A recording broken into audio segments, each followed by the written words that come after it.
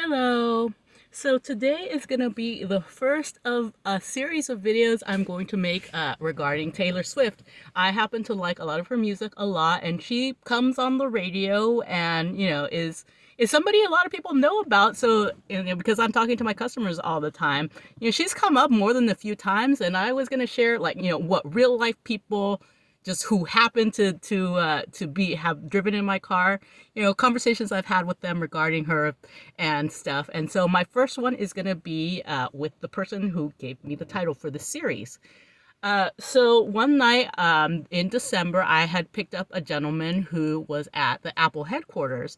And I think he was telling me that he had been at a holiday party, and it was like, we were making small talk about how, it's nice to have parties now after COVID and stuff like that. But then we started talking about the fact that we were in Cupertino when I picked him up, and then we were going to San Jose.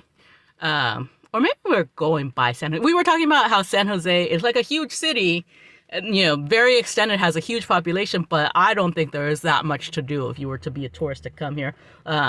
So we were talking about the lack of, too many notable things. And he mentioned the Ritz, which is a nightclub that has, that I've been to in the past. It has kind of like a little bit more of an alternative vibe compared to other nightclubs. And I was just like, oh, that's so interesting. I have Taylor Swift playing right now, and I actually picked people up from the Ritz from a Taylor Swift party.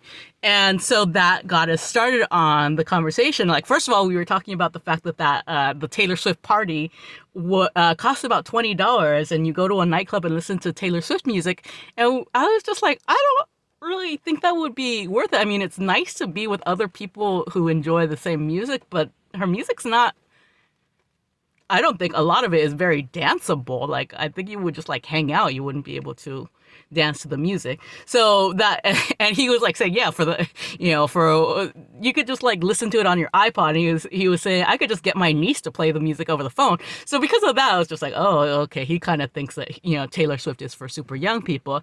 But no, in the end, it turns out that he is a fan. And so we were talking about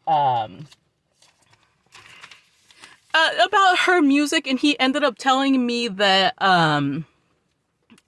he was recommending a couple of performances, and he was saying that there's this performance of her singing Welcome to New York, and she's in New York, and it's like got this magical feeling that like is super interesting, super great performance, like one of her best.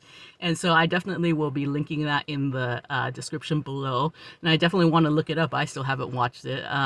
But then he was also saying there's another one of Shake It Off that's really interesting, where she has like it's just the pure music of it.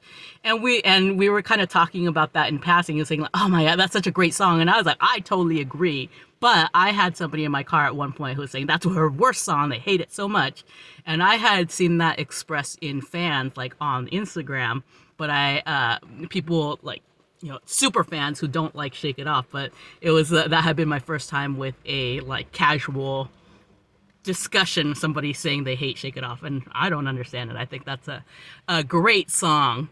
But this gentleman went on to mention like, I don't know why we were talking about how great she is and how she like really like covers like relationships and emotions well. And he just like quoted, he was like, yeah, in the middle of the night, in my dreams, you should see the things I do. And like in my head, I was like, wow, that's not one of her better known songs that I would think people know as well, but cool.